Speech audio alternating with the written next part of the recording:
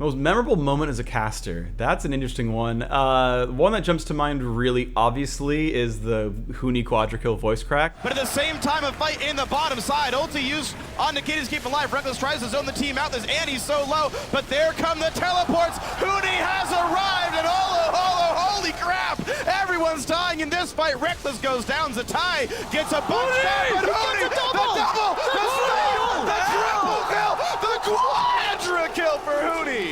That one gets quoted back to me. So that's a pretty big one. The other one that I'm reminded of is the Season 2 Worlds qualifiers for NA.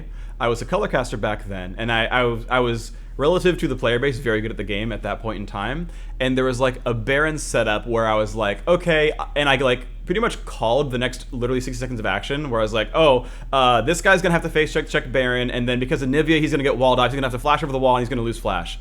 Ready to crystallize and block off M5 when they go in. Now he might block off all 5 if they think they can kill Baron in time and just simply pick up the kill, or they'll wait for someone to cross, wall off the rest of the team, and then jump in onto that teammate. Now the problem is if they wall off one person like Diamond or Darien, Darien's flash is about to come up. Diamond, of course, is Shyvana, can ult back over or flash back over. Alex can body slam or flash, and again, everyone on M5 has flash. So I would not expect TPA to try to wall off one member, go for a kill, because it means, they'll have to turn around, Baron will get some health back, they'll just flash back over, Crystallize will be on cooldown, and then M5 can go back into the fight.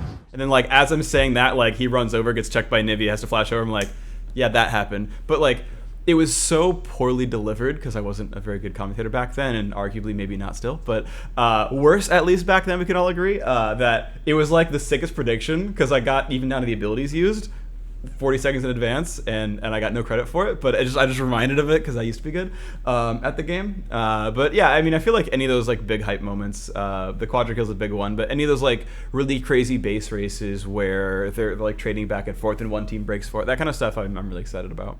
He still wants more. He's going to find it special for a slow. Rush gets him too. Not going to go with the kick flash just yet. Rush nearly goes down. He's going to get fouled by Piglet, but stays alive. There goes Gate. He wants the AD carry. He's going to try to reach it. Phoenix puts up the turret.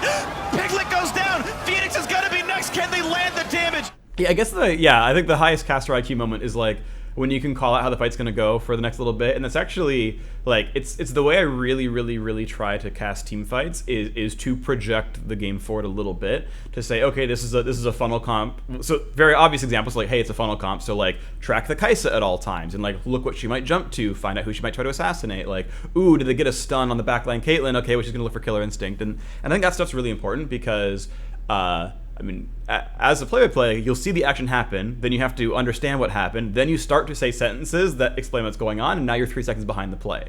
But if you can predict it beforehand, and you're like, oh, we're going to watch this Killer Instinct, or we're going to watch this Void Seeker, and if it lands, it's a big deal, and then you can now be like present in the moment, and that makes it a lot better. So, yeah, any time I think that you can anticipate what's going to happen, it makes the cast a lot better. And of course that's the job of color commentators almost all the time, and it's a difficult position for them, but definitely in the fights as well, it's something I try to do quite heavily. Yeah, and occasionally I do get tripped up, but absolutely the goal is to if you expect what's going to be happening, and I think that is a strength, like I think you should probably be an active player to cast League of Legends at the very highest level.